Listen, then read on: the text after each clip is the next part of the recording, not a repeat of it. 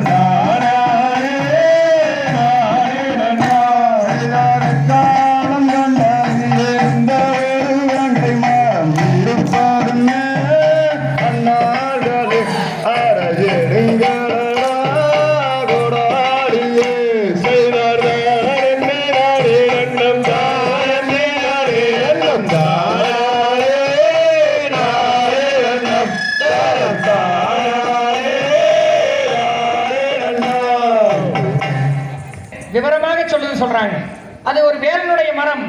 அந்த வேலனுடைய மரத்தை வெட்ட வேண்டாம் அப்படின்னு சொல்லி அந்த பள்ளி சொல்லுதுன்னு சொல்றாங்க. அந்த பள்ளி பெருமாள் உடனே அண்ணன்மார்களும் தம்பிமார்களும் சரி பரவாயில்ல, தங்கை வள்ளி நாயகிக்கு வேங்க மரம் நல்ல நிழல் தருது, சரி நம்ம வெட்ட வேண்டாம்னு சொல்லி அந்த இடத்துல இருந்து கிளம்பி போயிடுறாங்க. இப்போ அந்த சுப்பிரமணிய பெருமான் அந்த இடத்தை விட்டு போயிடுறாரு. இடத்தை விட்டு போன சுப்பிரமணிய பெருமான் வளையல் செட்டியாராக வேடப்பட்டு வருகிறார்.